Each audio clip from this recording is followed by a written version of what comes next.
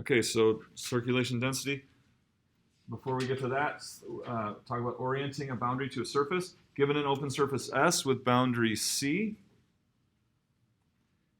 an n vector close to C. What was the n vector again for a surface? Unit normal, right? It's a function, right? Because if the surface is curved, then all those n vectors will point in a different direction, but they always point normal to the surface at their point, and they're a unit vector.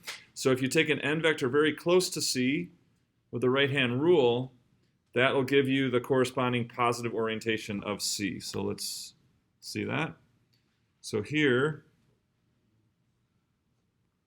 if we're oriented upward, so n vectors point up, right-hand rule is what? That would be this way, right? Counterclockwise around that loop. So we're really close to C here, and so what it's heading, what, like left to right there, right next to C. So that tells you the orientation of C. It's going to go when that little loop gets really close to C, the boundary of the whole surface, it'll go in the same way. C will go in the same way as that little loop does for n. What's that? So your fingers curl in the direction of rotation. Your thumb points in the direction of the cross product, or normal, gives the orientation normal to the plane of your rotation. Because there's two directions, right? So given any plane, there's two normal vectors. So with your right hand, curling your fingers in the direction of rotation, your thumb tells you then which of the two ways is like positive orientation. How do we aim our hand? Well, here it's just curling. You're not aiming. It's just how your fingers curl. So if you curl counterclockwise, so if you point your thumb up, then your fingers will be curling counterclockwise. Yeah. And so then as it comes around here close to C, it tells you the direction of C. So in the back, does it agree? Back there? So counterclockwise is this way. So then in the back, which way would it be going? Left to right or right to left? Right to left. And does that agree with the C that we had up here? Yeah. So this is what, it's the correspondence of your n vectors and then the orientation of C. That's how you get the correspondence of those n vectors. And C, it has to do with like your little rotation around n close to C. Tells you how C goes.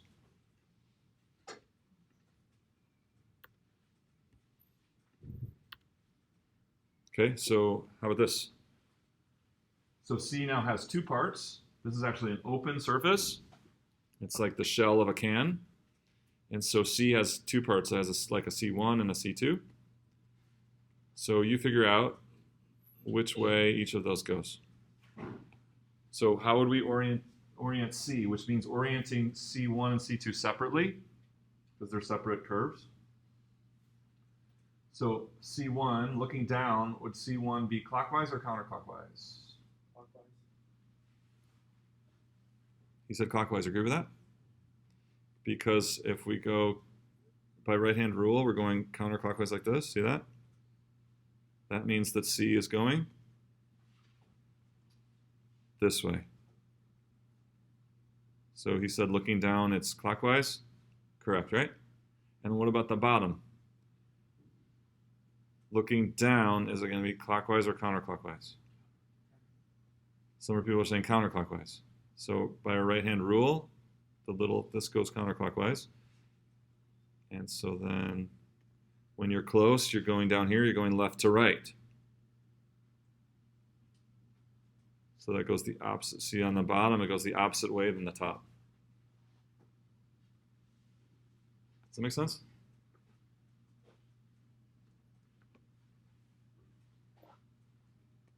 So right here, do you see that we're going this way. I'm going around counterclockwise like that. You see that?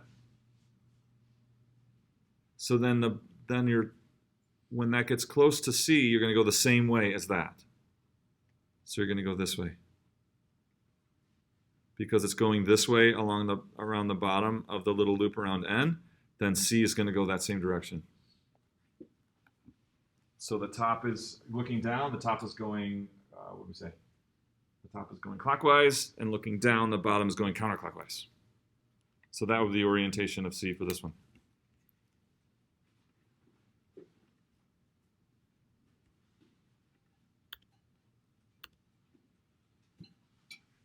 Okay, so recall the circulation around C was given by this line integral, right? So we can put a little circle on there.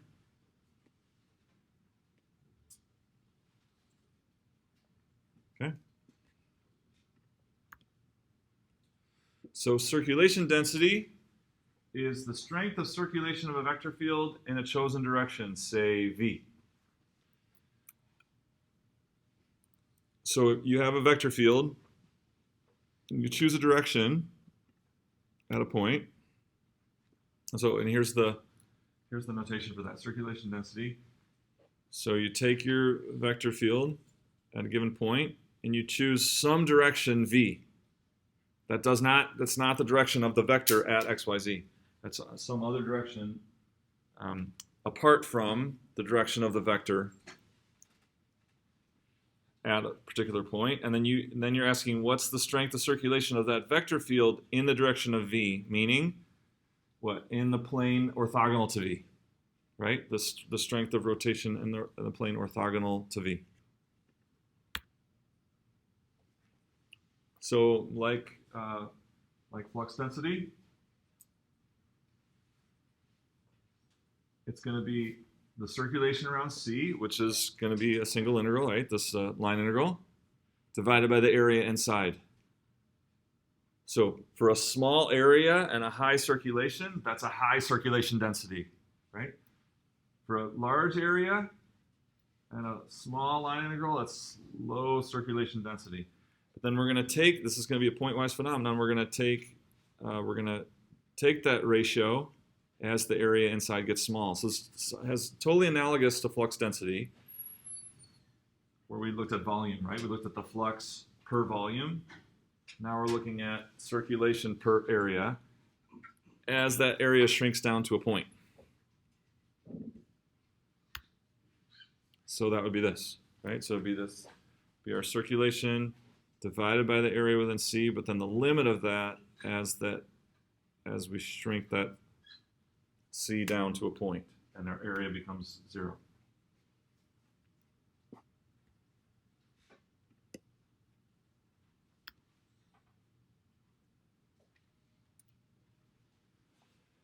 So what we want to do is, so we had a surface in the vector field, then we're going to choose, the V we're going to choose is going to be N, right? So we're going to be interested in the circulation, like the rotation parallel to the surface, right? So because N is orthogonal to the surface. So it kind of looks like this. I have a picture somewhere. So if V is chosen to be N, then the normal of the given surface, then the circulation in the direction of N, right? The circulation in the direction of N is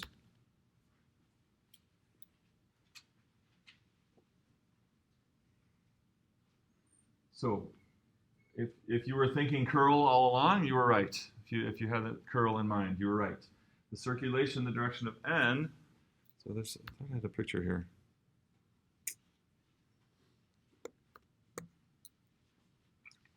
I need to. The picture's on the next page, but we really need the picture now. So if our vector field, I'll put our vector field in blue.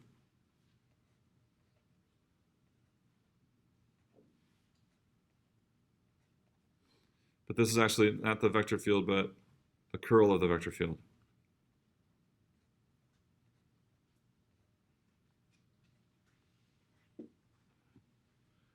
So this is, what I'm drawing here is the curl of F.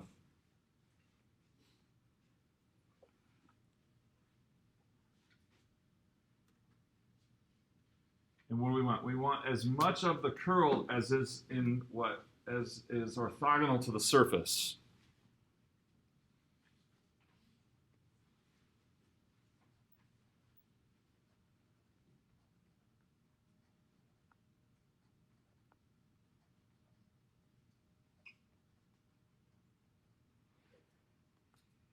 So I'm drawing, these are n vectors.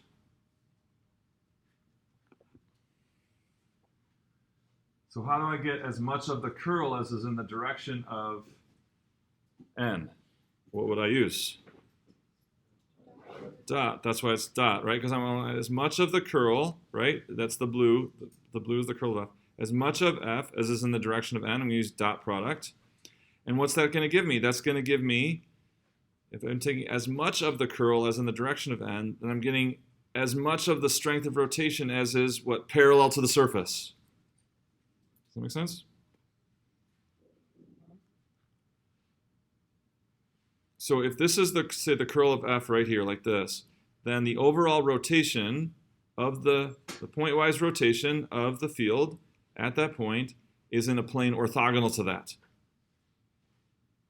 But I'm only interested in how much rotation I have at the surface itself.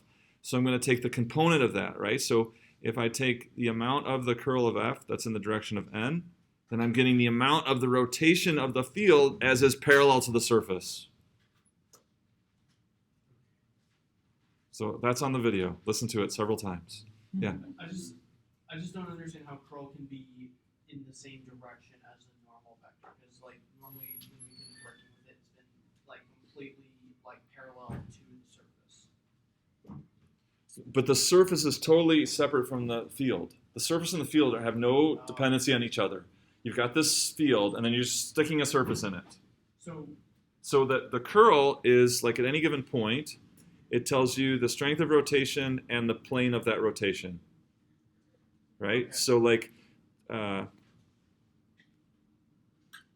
can draw this here. That's supposed to be orthogonal to that blue vector. So the curl is, this curl vector is showing that in the field, this has nothing to do with the surface, that in the field, the rotation is this way. And the length of that vector is the strength of that rotation.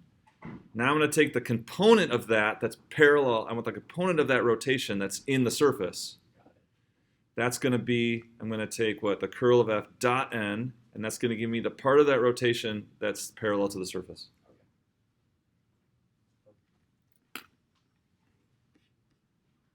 Other questions? So, just a quick recap, what does it mean when you have curl in one location? Well, curl is a pointwise phenomenon. Curl is a function, right?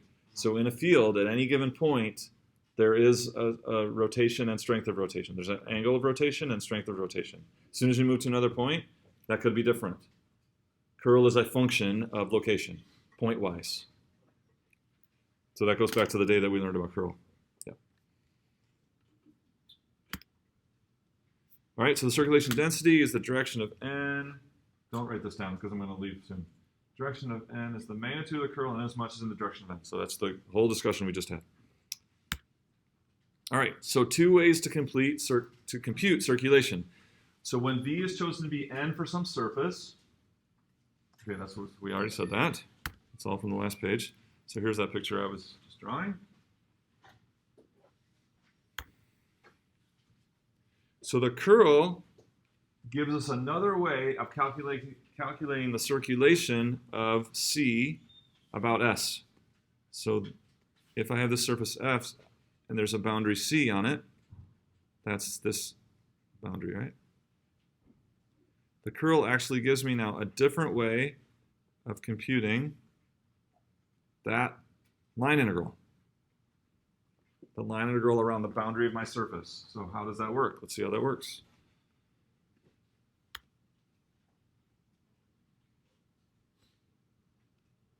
So we're going to look at one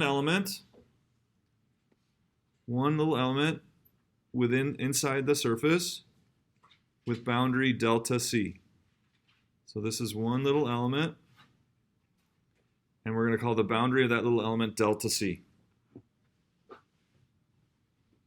its area is delta S. So it has an area, right? It has an area, delta S. So the circulation we saw is the, what? It's going to be the line integral divided by the area. That's what, and as that area gets small. So that's what we said when we defined circulation before. So it's going to be that little line integral around that little element divided by that area as the area gets small. So here this is getting down to a point now. Taking the limit, so when you take the limit, you have something like this. So that means that line integral, that little line integral around the point element, is the circulation ds. All I'm doing is just multiplying both sides by ds, right? So if the circulation is the line integral over the area, then the line integral is the area times the circulation, okay?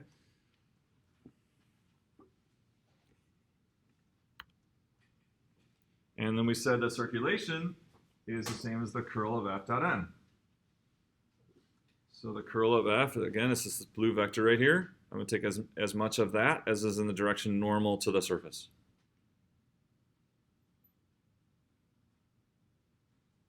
And that's going to be the same as the little line integral around that little element, or at a kind of all the way it's shrunken down to a point. Yeah, so these are circulation integrals here.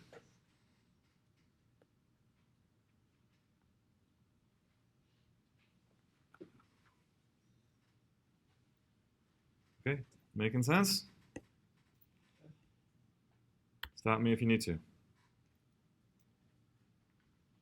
So now I'm going to sum those all up. I'm going to sum up all the circulations around each DC. And that can be done in two different ways. We've seen this before. This is a pattern we've seen before. One way is just sum up those, right? Just sum up all what we just talked about. Sum up all the little circulation integrals at every point inside that surface. So that would be summing up all of these, curl f dot n ds. But then, so we've done this before. What's going to happen? Another way to calculate that is what? So if you have all these adjacent little elements, what's going to happen? So I have all these little adjacent delta C's. If I sum all those up, all the common edges are going to cancel out, right? So if I have two next to each other, two little delta C's next to each other, and do those two line integrals, this one will be going this way, this will be going this way. That edge will cancel out when we do the line integrals. And all those shared edges will cancel out, leaving the line, right? The sum of all those elements on the outer edge that don't share a common side with another element. So all this is to find the work done by the boundary? It's not work because we're doing curl. It's not work. It's only work if the I guess it's a work if it's a force field. Yeah. So if F is a force field, yeah, it's work. But don't get hung up on work. All right. So then that's just right. This is the line integral around the boundary. So it's the same pattern we saw with Green's theorem and with that divergence theorem.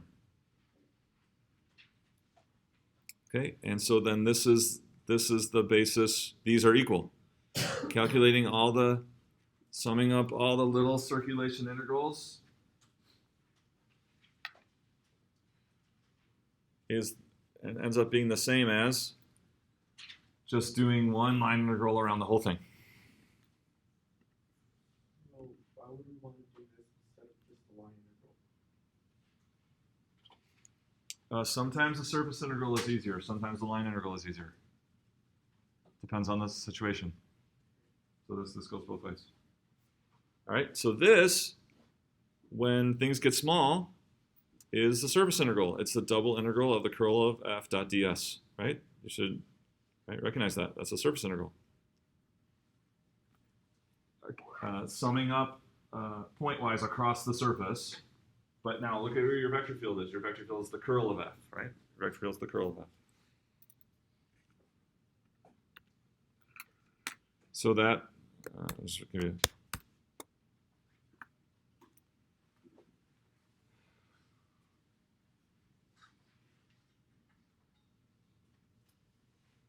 So this is the basis for the next theorem, because the surface integral of the curl of f is equal to the circulation of f around the boundary.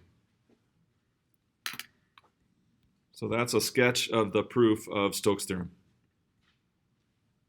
So given an orientable open surface S with a boundary C, whose orientation is determined by n as defined for S, then the circulation around the boundary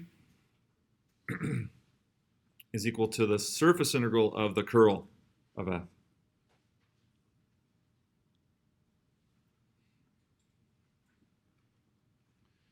So a couple things to note here. What kind of surface do we use in Stokes' theorem? Open. What kind of surface do we use for the divergence theorem? Closed. So there's going to be a skill of identification. You're coming to just any situation, you got to figure out which theorem applies. Here's a big hint. Stokes' theorem applies to open surfaces with a boundary C. Divergence theorem applies to closed surfaces around a solid E. Totally different, right? So that's a huge clue that you should enable you to distinguish these two theorems. All right? Another big hint about Stokes' theorem. The surface integral has to be of what vector field? What vector field are we integrating in Stokes' theorem when we do the surface integral? The curl of f. The curl of f. That's another huge clue. That's a very specific vector field, right? The curl of some other vector field f. That wouldn't work for a closed surface because everything is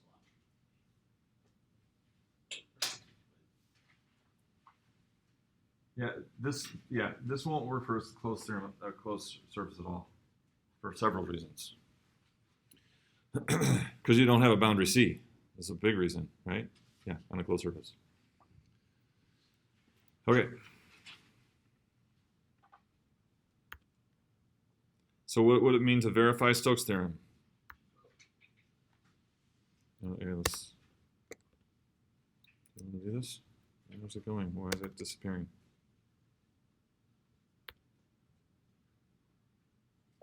My thing is screwed up. But actually, we don't want to. We'll do that later. Do that problem later. So let's just talk about what kind of theorem is this? What is the curl of f? What kind of thing is the curl of f relative to f? Remember what the curl was? Rotational. What? Rate of change. Look, we have the rate of change.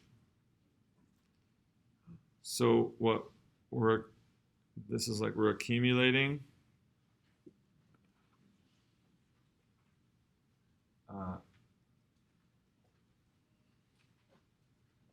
the flux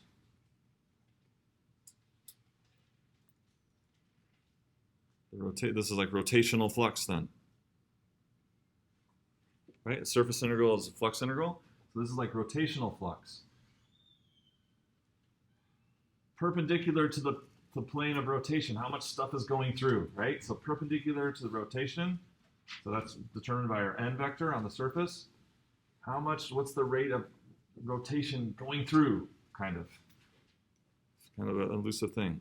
But anyway, this is the flux, and we're accumulating rotational flux over a surface, but that could also be found how?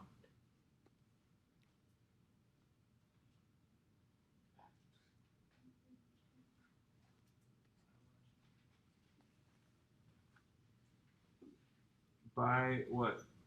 Looking at the boundary, right? So it's looking at the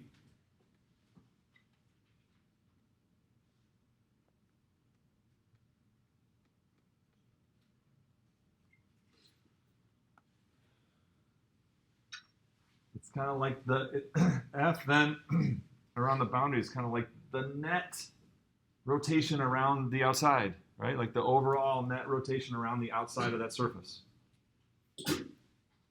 So what kind of theorem is this? That's another fundamental theorem, right? It's another fundamental theorem. It has all those qualities, right? What qualities make a fundamental theorem? Okay, so that's what we're talking about, right? So accumulating a quantity using its rate of change over the interior of some entity is the same as the net accumulation at the boundary, right? That all our fundamental theorems have that. So go back and review when we talked about Green's theorem, divergence theorem, and now. So accumulating a quantity, in this case the quantity is like rotational flux, accumulating that quantity over the interior, right? Over the interior of something, in this case the interior of the surface, is the same as the net amount of that quantity at the boundary. In this case, the boundary is around C.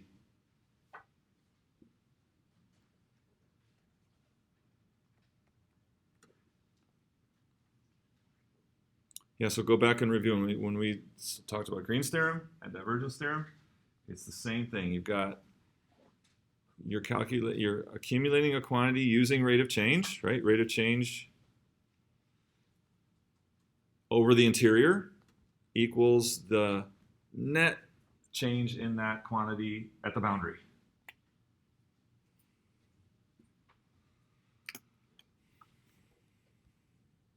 Okay, so let's look at a kind of a defining example here. This one. So I've got this field is negative 2y, negative 2x, 0. And I've got this surface, and this surface is the unit circle. It's the unit disk at x equals 1. So I got F is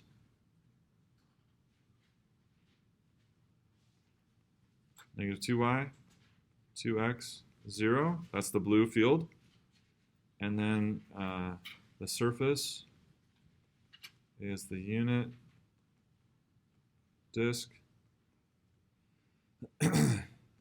at x equals 1.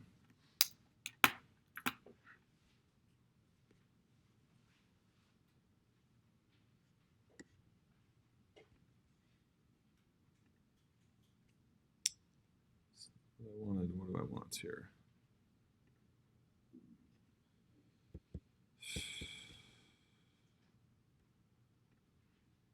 This is what I wanted.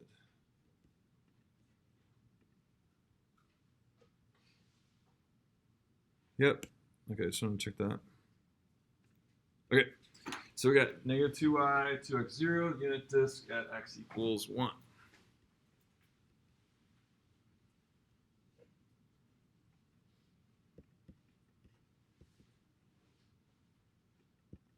So we're gonna verify Stokes theorem for this situation. So what do we care about? So we care about, if we're doing Stokes theorem, first we're gonna do the surface integral. So for the surface integral of the curl, what do we care about in terms of that vector field?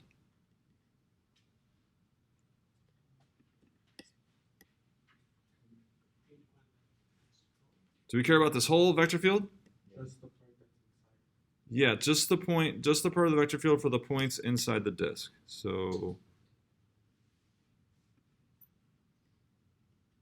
that's what I care about.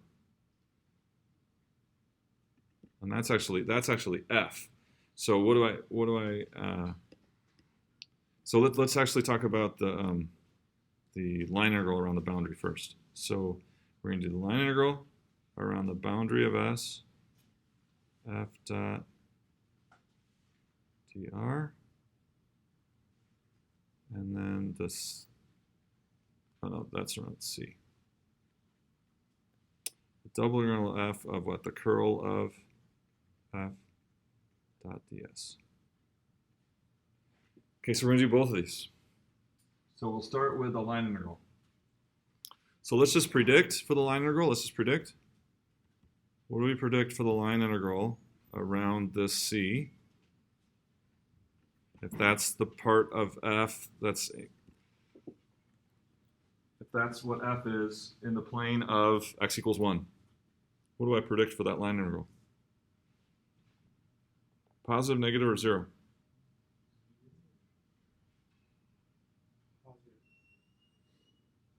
I got 0 and positive.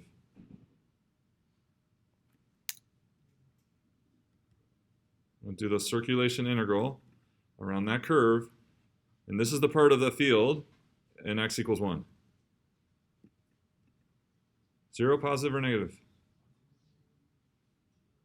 0, right? You see that's like it's like symmetric, top and bottom. You got symmetry. So all this negative contribution will be balanced out by the positive at the bottom. Got that? So that's what we expect. So here we go. We're going to do the line integral. So we need to parameterize C. Right? So we need our, don't forget how to do line integrals. Parameterize C. So what will C be? X is 1. And then Y will be cosine T. And Z will be sine T. And that will be the parameterization of that curve in the plane x equals 1. My f is negative 2y 2x 0, so we're ready to go here. So the circulation integral. So f is negative 2y, so cosine t. 2x would be 2, 0. Right? When you do line integrals and surface integrals, you rewrite your field in terms of your parameterization, right? Your x, y, and z. Dot. dr is 0, negative sine t, cosine t, dt.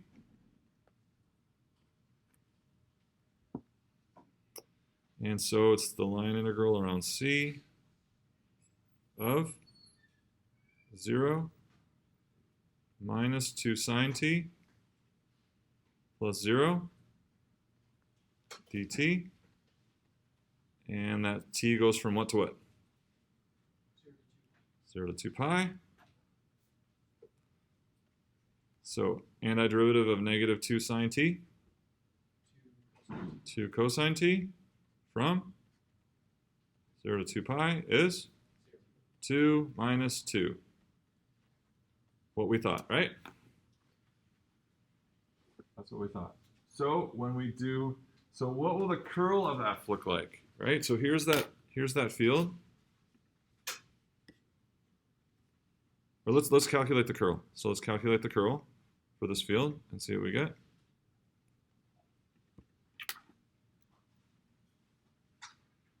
So the curl of f is,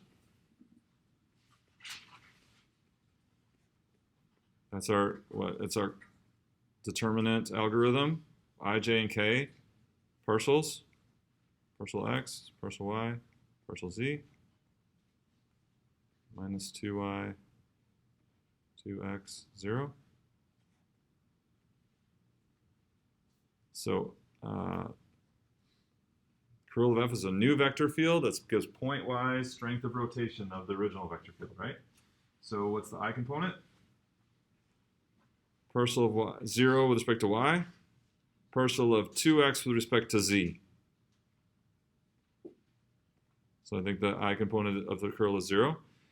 Partial of negative 2y with respect to z, and 0 with respect to x. Also 0. K component. Partial of 2x with respect to x, 2, minus negative 2y with respect to y. So is it 0, 0, 4?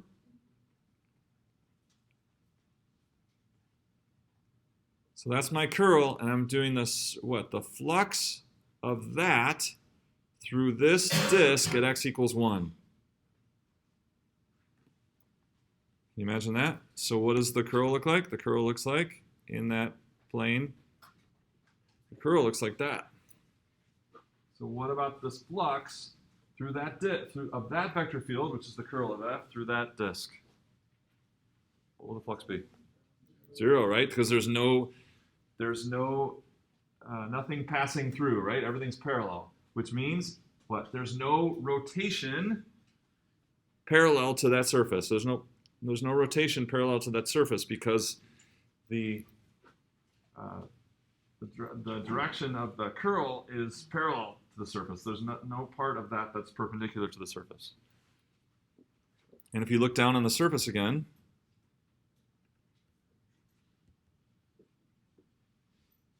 there's no strength of rotation in the x equals 1 plane. Do you see that? All the rotation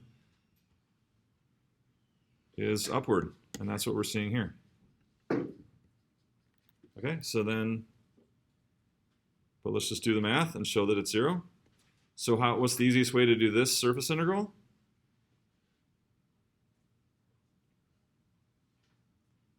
Got my vector field. So I'm going to do the cross product, or use the dot n, or use the shortcut for x and y.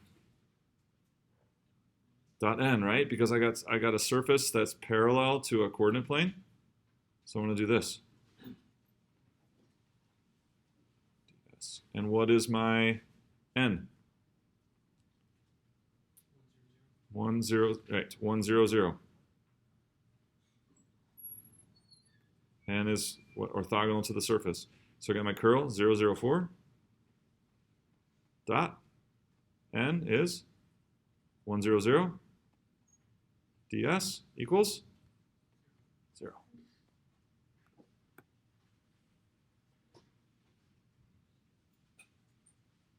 So this is saying, what is it saying? It's saying there's no rotation parallel, there's no rotation of this field parallel to the surface. Right? Which rotation parallel to that surface would give us flux through, right? Flux in the direction orthogonal to rotation. So that's why the flux is 0, because there's no rotation parallel to the surface.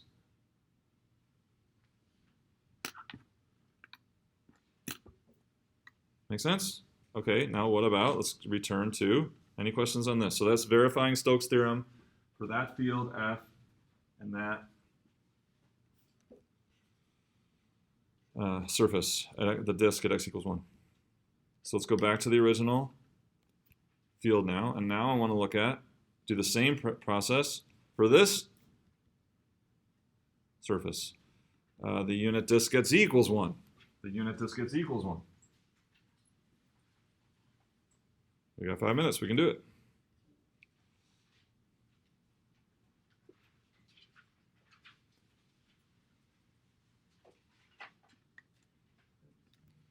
So now, same field. And now I want C S is unit disk at z equals 1. All right, now let's look at, so what do we care about? What part of the field do we care about?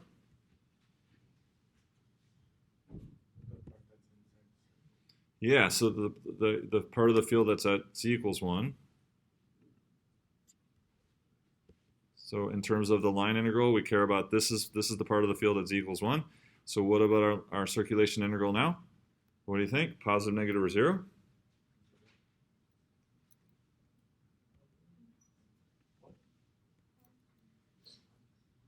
So the whole way, how do we accumulate? Positive the whole way, right? We accumulate positive the whole way. So we expect it to be positive. Let's do it.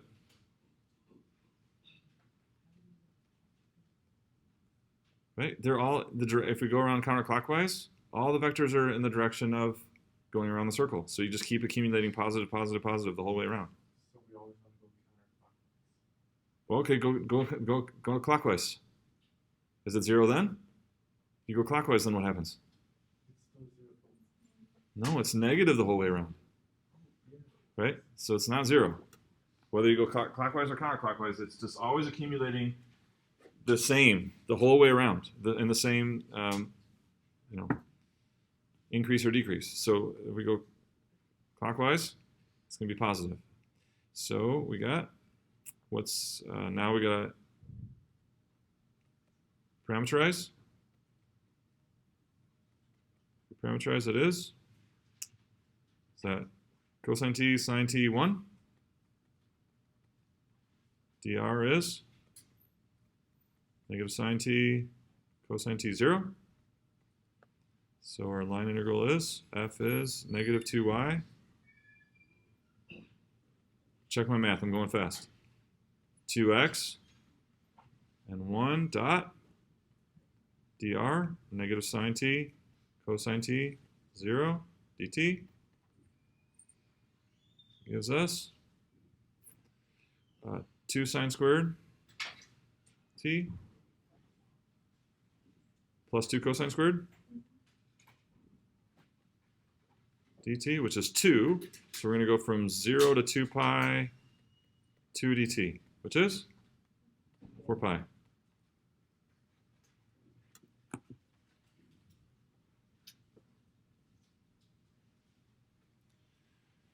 Looking at the other side of Stokes' theorem for this, we're thinking about the curl, right? So the curl is pointwise rotation.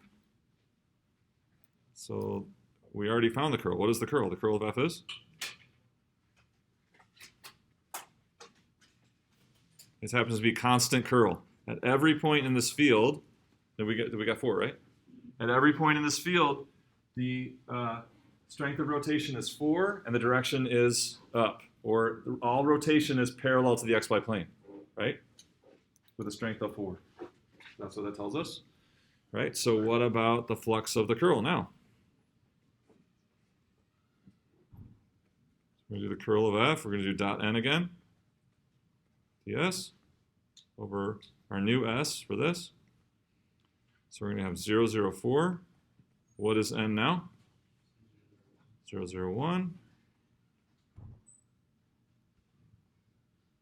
Double integral. So how do we want to do this double integral for this disk? Polar, right? So we need what? R dr d theta. R goes from 0 to 1, 0 to 2 pi.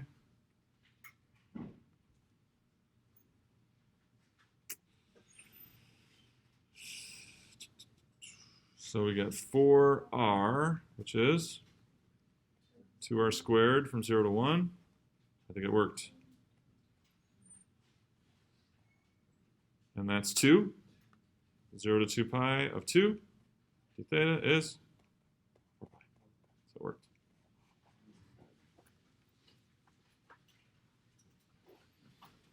What? So this side is accumulating all the little amounts of rotational flux, right? So all the little rotational flux, which is in this direction.